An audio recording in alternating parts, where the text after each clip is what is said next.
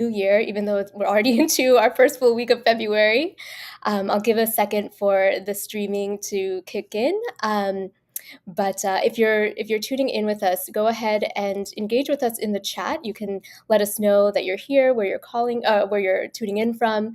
I am so excited for this conversation today. We have Lara Zacharia, who is a pharmacist and nutritionist by training, an integrative pharmacist and nutritionist, I should say. So she brings so much knowledge to the table when it comes to food as medicine and being able to live happy, healthy lives through our diets. And so I'm going to bring her on now. So Lara, hello, hello. How are you doing today? I'm doing so well. It's so nice to see you. So nice to see you. And I should let the viewers know too. Lara is actually under the weather. You wouldn't be able to tell by her presence here, but she is under the weather. So we are so grateful for her to join us today and to impart her knowledge and wisdom for us. Thank you so much. As my mom says, a little pop of red lipstick solves everything. So here we are.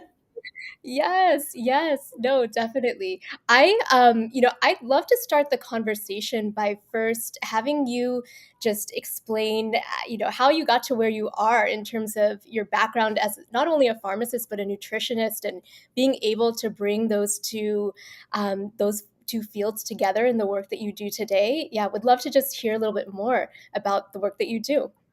Yeah. The story actually starts with my mom, who kind of talked me into becoming a pharmacist. I knew that I wanted to do something in science, and I knew that I loved chemistry and biochemistry and all that stuff. And so she kind of ushered me into the field of pharmacy, and sort of with the help of my guidance counselor in high school, I end up in pharmacy school, not really knowing what I was getting myself into, to be honest with you. I was sort of just there figuring the adults know, they know, right? They know what I should do. So I made it through pharmacy school, and there was just this nagging feeling like this isn't it. Mm. Like, this isn't it. There's something missing. But, school loans, had to survive, child of an immigrant, like there was no time to really think about it. And so before you know it, I'm 5, 6 years deep into a career in community pharmacy. And at the time I was working at CVS Pharmacy. So shout out to my retail pharmacists out there. I know exactly the struggle. And at the time they were recruiting, oh Shelly, they were recruiting so well. Like, they would give you sign-on bonuses. They would just lure you in. And again, when you're in debt and you're trying to just catch up, it looks really appealing, and you put up with a lot more toxicity than you Mm. really probably should. But throughout that time, there's, I think, two big lessons that I learned during my time there. One, I became really good at connecting with people quickly and trying to like figure out exactly how to communicate with them what they needed in a really fast way. We're in a really fast-paced, busy pharmacy, and I'm really grateful for that skill. And number two, I learned that no one was getting better. Like, no one was getting better. People would come in, and I was in one particular super busy store for 6 years, and people would come in. Hey, how are you, Mrs. Smith? Hey, how are you, Mr. Jones? And they were just coming in first for their statin. Then they would come in for their, glucophage. Then they would come in for a higher dose of statin. Then they'd be coming in for an SSRI. Then they'd be coming in for something for IBS. And it was just like this constant chain. And one day I just remember just sitting there going, hold on, if what we're doing, I'm calling them to make sure they're picking up their refills on time. I'm making sure that their dosage is correct. They are compliant. They are taking their medicine the way that they're supposed to. Why aren't they getting better? Why are they like getting more? Why is the disease progressing and not actually being halted and managed, at least for a couple of years? Like, we're not talking about 10, 20, 30-year progression.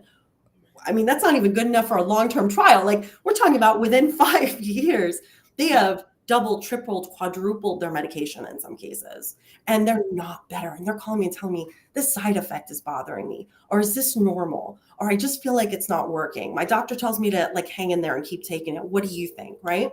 And at Mm. the end of the day, that just like, I feel like lit something. It just sort of started this curiosity as to like what was happening, what was going on. So at that same time, I'm already feeling like there's something more. This isn't enough for me. I don't want to keep, I don't want to just do this. Like there feels like there's more to this. And I one day come home, I was obsessed with Barnes and Noble I had Barnes and Noble near my house. And so I'd always be at the Barnes and Noble. And then one day I look around and I'm just like talking to my friend on the phone. I'm like, I really just don't know what I want to do next. And I look around and I notice like of the piles of books, do you have the pile of book on your nightstand that's about to fall over and like murder you in your sleep? I don't, but I should. I moved that pile for safety reasons. But at the time, I was like looking around and I was noticing the pile was predominantly books on nutrition. Like, Mm. like I'd say like 9 out of 10 was something about nutrition, health, something around along those lines. And I go, I think that's a sign that that's actually what I'm interested in.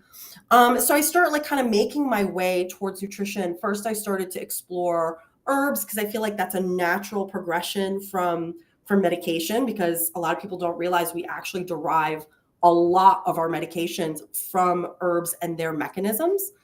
That field is actually called pharmacognosy. And Oh, I that's then, a new word, by the way. I didn't even know that. yeah, pharmacognosy. It's such a cool word. It's literally the study of herbs in order to derive medication from it. And then from there, I started to slowly dabble in first health coaching, getting the basic skills in motivational interviewing and positive psychology, and learning how to help people make behavior change that sticks and that is something that can be maintained and sustainable for them. And then I eventually bit the bullet and went back to get a master's in nutrition, and then went down the route of becoming a CNS. Fast forward, I then started to incorporate the two. Whereas first I started to feel like pharmacy and medication was the problem. I think when I first started seeing that, oh, they're taking medication and now they're getting worse, I started to blame the medication. And I think a lot of people come to that conclusion that the problem is the medicine. And absolutely, wrong dose, wrong person, wrong medication, not addressing foundational root causes. The medication can be the problem, sure. But the real problem was actually all the foundational pieces and the environmental pieces that were impacting people's health. And that's why, despite the medication, they weren't doing better. They're going to continue to become sicker and sicker and sicker, because all we did was sort of block the waterfall in one part, but it's just going to keep flowing, right? It's going to go past that. It's going to overrun that barricade, and it's going to continue to cause issues. And I think that's where it all started to come together. I started to study public health, working on finishing that degree as well. But I think really pulling together the pieces of what's happening environmentally, what's happening on a socioeconomic and political level, what's happening on an interpersonal level, and then what's happening in terms of why all of a sudden what's happening with our food supply. How could we teach people to shift those behaviors, but also address all the environmental components? So that was a really long-winded answer, but that's how we got here. That's how we got to integrative pharmacy and nutrition. No, I love that. Thank you so much for sharing. I definitely relate to the piece about being, the daughter of immigrants and just being thrown into, into the track, the medicine track, the farm track, and then coming out of it with a bunch of loans that you have to then pay off. So, yeah, Yes. so I feel you. I definitely feel you on that. And I wanted to ask you really quickly to kind of define for the audience what integrative, what functional means, because there are so many terms out there as Yes. far as holistic and naturopathic and lifestyles and so on and so forth. And so, if you could just kind of explain that a little bit more, I think that would be helpful. Absolutely. I'm going to focus on the three of the terms that you mentioned: holistic, integrative, and functional. So let me start with holistic. Holistic is basically a concept that means that we're going to look at the whole picture rather than looking at its individual components. And I think this is a really important term to understand. It's sort of like the macro level of the whole space that we're talking about when it comes to lifestyle medicine. So essentially, rather than going and saying, well, your arm is broken, right? And we're just going to focus on your arm. How did it break? what around you is causing the break? What are some of the components that are make you continue to hurt your arm? Why is it breaking over and over? I mean, it's a bad example, but hopefully you get what I mean. Yes. Number two, I'm going to define is integrative medicine. Integrative medicine specifically means when you take different types of modalities and you put them together in order to improve outcomes in whatever case. And that integration, those different modalities are going to look different from case to case, person to person. So, for example, I might look at somebody's depression, and an allopathic approach to depression might be, let's use an SSRI or an antidepressant to address the depression. From a more integrative perspective, we might look at that person with depression and we'll say, okay, what are the other components that could also contribute to depression? What's happening in their environment? What's happening in their diet? What's happening psychosocially, right? What's happening in terms of their gut health, inflammation, right? And then we're going to address those and maybe even leverage clinicians who have specialties in those areas. So you might refer to a nutritionist to deal with the diet and the gut. You might refer to a therapist to deal with the psychosocial issues. You might even refer to a social worker to deal with other, sociological issues. And then a holistic approach is sort of encompassing that concept, if that makes sense. So it's like the idea of looking at the whole picture, and the integrative aspect is like the medical part. It's what we call the medicine of the holistic approach. The third the third one is functional medicine. Functional medicine is also sometimes called, I know, I love that approach too, Nicole. The third one is called functional medicine, which is also sometimes called systems medicine. So allopathically, what we've done, and I think we've done a really good job of creating hyper specialists, people that really know small, tiny parts of the body really, really well. Things like nephrologists, like, do you know how tiny a nephron is? Like, they know the ins and outs of the tiniest little part of the kidney, right? They understand all the pieces that are related to the nephron, but don't necessarily maybe know all the ins and outs when it comes to ear, nose, and throat, right? Systems medicine zooms out and takes the whole picture into consideration. So it's kind of like more like a generalist, but also a generalist that connects the systems with each other, realizing that they're all interwoven together and they're all part of a web. And essentially, if you tug on one part of the web, it's going to disrupt the balance on another part of the web, and that is going to cause disruption. So just because the issue is just in the kidney doesn't mean that it's not impacting other parts of the body. Just because you are taking a PPI for your stomach doesn't mean that that can't be impacting other parts of your body, like your nervous system, for example, right? So the functional medicine approach is a specific kind of integrative medicine that has its own framework and its own approach, sort of like a step system that leverages what we call a timeline and a matrix in order to, one, build out the story, literally from like pre-birth, preconception, all the way to present, understand what might be precipitating or triggering the events that are happening, and then also pull it on a web or on a matrix so that we can understand, okay, what are our priorities? Let's organize a little bit, and then let's come up with a plan based on all that information in order to hopefully address the root of that issue, address the root cause of that issue. Yeah. Thank you. I feel like I just was schooled. That was so helpful because yeah, I mean, all these terms are thrown out, and I think a lot of providers who are in this healthcare space will sometimes even use the terms incorrectly, Yeah, these titles incorrectly, and so being able to just kind of clear up all that confusion. Thank you for doing that. my Um, pleasure. yeah, yeah. Well, I want to spend the rest of the time talking about the theme for this live, which is resolutions. I started off the live by saying Happy New Year, despite it being, the first full week of February right now. And New Year's, it's a really interesting time of year because so many people are motivated to make health lifestyle changes, and they go full force. They're doing their dry Januaries. They are, doing a Whole30 diet. They're signing up for a half marathon. There's all this energy and momentum, which is fabulous. But then I don't know about you, but I find as a practitioner that all of a sudden, once February starts to creep in, everything kind of falls by the wayside. All that energy, all that momentum just kind of, I think people get frustrated. And so, I wanted to, talk more about this topic of, why is it so hard to stick with these resolutions? What's going on here?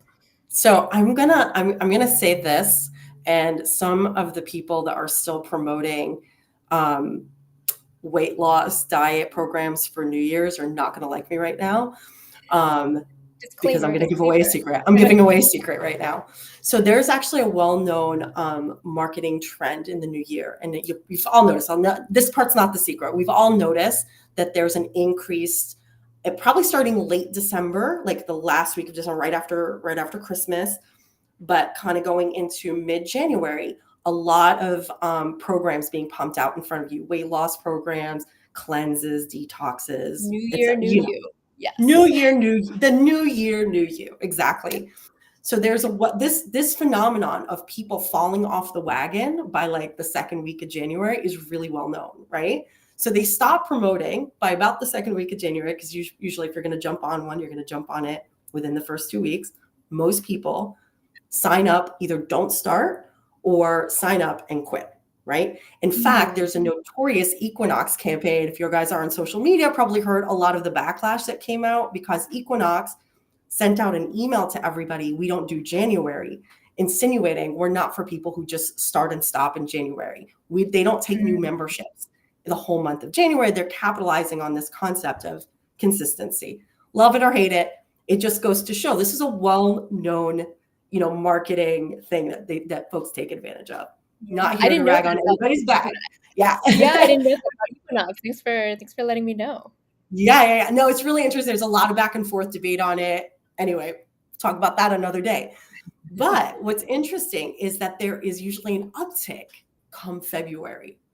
Usually, Mm. like right around mid-February, right after like Valentine's Day, you'll see a resurgence of the same ad. So now all of you listening, go back and pay attention now as we get into February. If you start seeing a resurgence of some of those same ads, particularly with the trackers on all the social media, you might see some of the ones that you may have clicked on in the past, or something you might have searched for, or something like that might Mm. come up again, right? They're watching us. They're watching us. They're watching us, better or worse, they're watching us.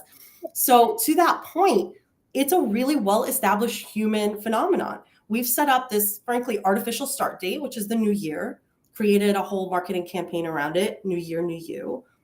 Set people up for failure, frankly, because we set up Mm. these ridiculous resolutions like no one's going to be like, if you couldn't do it on December 30th, you're not going to be able to magically do it on January 8th without having a lot of those foundational pieces put in place for you, right? I'm going to go to the gym 5 days a week. Awesome. Who's going to watch the kids? How are you going to magically come up with that hour, right? Where's that magically going to come from, right? I'm going to Yes. take a walk every day. What are you going to do when it snows? Right? If you live in the Northeast, like, what are you going to do on that day? Right. Right. So a lot of times you have to give yourself more micro goals in order to achieve that. But we'll get back to that. But as a result, I think what ends up happening is people make these resolutions, feel really bad about themselves because they can't achieve them, give up, right? And then all of a sudden they're taking the blame for something that has nothing to do with them, right? It's Mhm. they're set up for an expectation that's likely was unrealistic to begin with. They needed more support, whether it be environmental support, social support, financial support, health support, coaching, whatever it was. They just needed something else to help them make that step happen. But as we get into February, how about we take advantage of this second wave, right? Mm. We start thinking of more sustainable ways to move that the goal forward in a way that is going to be more personalized and is going to fit in better with what you're able to do, and that's going to build you up and make you gain confidence rather than make you feel guilty or bad about yourself, because no health program that makes you guilty is ever going to be good for you. Yeah, yeah, no, I think those are so many good points there, and like you said, sustainability, that is the name of the game. You wanna be able to make these changes that you can keep up with and maintain for days and months and years to come, because that's what's really going to end up resulting in the positive health changes that you want to see. And there's this piece about the mindset too. There's a difference between performance mindset and learning mindset. A lot of the like the weight loss programs or the workout programs that are here in the States, at least, they're based on that performance mindset of, okay, you got to lose the 20 pounds, you got to lift however much weight in order to qualify or whatever. There's like this bar that they set, and if you don't Right. meet the bar, then you don't cut it. Um, and and that does work for some people. That performance mindset, there are people who do work well under those conditions, but a lot of people don't operate that way. A lot of people get really it really affects them when they see that they're not meeting a certain mark. It works against them. They end up giving up, and that just totally defeats the purpose of trying to make these lifestyle changes. And so instead, being under the learning mindset piece, it's all about iterations and making small changes and learning from, I'm not even going to say mistakes, but learning what works or what doesn't for your lifestyle, and that constant tweaking, and through that process being able to eventually achieve whatever goal it is that you set out for yourself. So I just wanted to mention that piece about mindset, because it definitely, even in my own personal health goals, health journey, I've realized I do horribly with performance mindset. I need to lean into that learning mindset. Yeah, I'm the same way, and I would say it depends on the thing, right? Like there are some things I think arguably a lot, people will do better as a performance, and there's some things that people will do better as a learning, right? And I think the what we know about gamification of learning kind of proves that, because when you gamify learning, people tend to learn and retain better, and that's in a way taking advantage of the competitive mindset, right? But it's focusing on learning at the same time. And I think there's something about balancing the two and figuring out what your motivations are. And I think one of the big mistakes that some folks make is focusing on the wrong goal and then using that as a barometer of their success. So what do I mean? Mhm. For example, when you are and small steps, big changes, keep that concept in mind. Hi, Karen, a fellow CNS and good friend of mine. When you are thinking about, for example, weight loss, right? So the one would assume that weight loss, how much weight you lose week after week, would be your target, would be your goal. Right. If anybody's ever been on a weight loss journey, that's not always reflective of the work that you've been putting into the weight loss. Mm. So what always happens for most, at least for women, men tend to have a different experience when it comes to weight loss. Not all, but some, is that you do all the hard work. You wake up every day at 5 a.m. You go to the gym. You're hitting the sauna. You're eating your salads. You're doing all the things, right? Yeah. And then you go weigh yourself at the end of the week and you didn't lose weight, or even worse, Mm. you gained weight, right? And that feels really defeatist. And they'll say, okay, it's all right. You gained muscle this week, or it's okay to plateau one week. And then it happens again and it happens again. And after a while, because all the hard work you've been putting in, all the sacrifice you've been making has not resulted in an outcome that you wanted, you feel like you're a failure. Mm. And a sane person, frankly, would quit. The definition of insanity is doing the same thing over and over, expecting a different outcome. I'm going to do the same thing over and over and over, and I'm not losing weight. Why would I keep doing that? The same thing to do is to quit, right? And then you're branded that you're a quitter, that you feel guilty that you gave up on your diet and you ended up cheating and all the things, right? When it's the opposite, you were sane for quitting, it wasn't working. But what if instead of using weight loss and the weight on the scale or the measurement as the barometer of your success, you instead said, I'm just gonna wake up every day this week and take a walk or go to the gym. And you did it. And you go, I did it. 5 out of 5, 4 out of 5. I hit that target. Awesome. Now this week, I'm gonna pack a lunch every day. I'm gonna continue to wake up every day and take my walk. And I'm gonna pack a lunch every day. 5 out of 5, 5 out of 5 did it, right? 7 out of 7, whatever your goal is. What if we did that instead? then we would be showing ourselves that, proving first, number one, to ourselves that we are able to do it, that we're able to do what we set out to do, that we are somebody we can trust, right? And then you're setting in healthy habits that, beyond the weight loss, are going to do a lot of great things for you. Whether or not the weight on the scale budges, waking up every day at the same time consistently is really good for your circadian rhythm, as long as you're getting enough sleep. Getting up Yeah. and getting some time outside, taking a walk in the morning, getting a morning exercise, also good for you. Getting some movement that works for your body. Packing your lunch probably means you're going to have a more nutrient dense lunch, a more balanced lunch. It's hopefully going to include more produce, vegetables, fruit, etc. Right? And that means you're going to fuel your body in a different. What's that? I was gonna say it'll save you money too, because I know people are Yeah, and it's concerned going to about exactly, and it's going to save you money, right? And all of those, which is going to take some stress off your life. yes. So, the thing is that those habits are not easy to do. Just saying, I'm just going to pack a lunch every day, it's not that easy. You've got to find time to do it. You've got to find time to go grocery shopping. You got to maybe even go buy the containers to pack it in, right? You have to figure out, every week you've got to figure out what you're going to take to work. Every night you've got to figure out what you're going to pack for lunch. It's not that simple. So to overshoot and go, oh, it's so easy. All you have to do is pack your own lunch, wake up every day early, find an extra half hour and an hour to work out. Make sure you're also going to bed early. So you can't even like sleep late to try to figure out to find the extra time. Oh, and by the way, you still have to take care of your family. You've got to call your mom. You got to do this. You got to do it, right? Like all the other obligations don't suddenly magically go away because you've decided to change your healthy habits, right? To change to healthy habits. Right. So I think taking a smaller step, to Karen's point, smaller steps, and then finding the opportunity to celebrate those smaller steps for the victories that they are in and of themselves, and then allowing that larger goal to be the manifestation of all the combination of those small Mm, steps. That's, I think, how you stay motivated over the course of the year.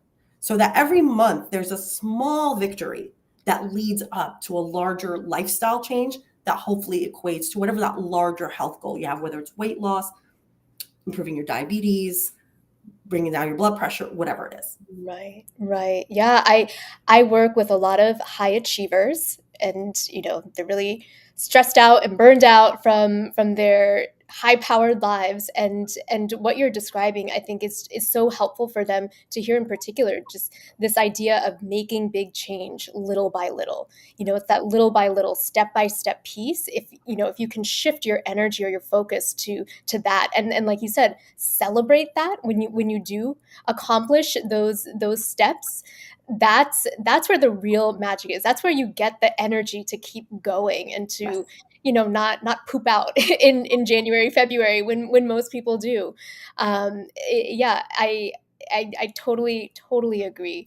um, and I know that we're at the half hour mark. I think we could talk about this forever, I but know. And we should. It's an important topic. and we should. No, we will definitely reconvene. I want folks to know or just hear from you where they can reach out to you if they have more questions for you. So I have the website here, but I know you mentioned some other social media platforms that you're on. Yeah. So I've been spending a little bit more time on LinkedIn. So definitely follow, comment, say hi. I'd love to connect. But I spend the most time on Instagram, and I joke I spend too much time on Instagram. So that's honestly, I'm in the stories all the time. That's actually where like I spend a lot. In fact, I'm going to get off this. I'm going to post in my stories about this conversation. So definitely feel free to come join the conversation over there. DM me. I always respond. And honestly, I've loved having this conversation. So I'd love to hear what aspects of Mm, this conversation or anything that you heard about today that you would love me to elaborate on. And I may even be able to like use it to turn into a post or maybe even a future conversation. It would be awesome. yeah, yeah, love that. And same for me. You can reach me at shellybomick.com. LinkedIn, I'm also very active on LinkedIn, not so much on Instagram, unlike Lara. So if you're on Instagram, go find her and she will entertain you. But I'm sorry, I cannot. But no, Understandable. I admit I spend too much time there, so I get it. no, but this was so amazing, and I just want to thank you so much for your time. Thank you, especially because of you being under the weather. So, yeah, I Thank know you. You that fired me up, Shelley. Like I'm ready to go now. You're a great doctor. thank you, thank you. Well, anyway, thank you all who tuned in, and if you're catching the recording, yes, thanks for watching, and we will see you next time. Thanks, everybody. Bye.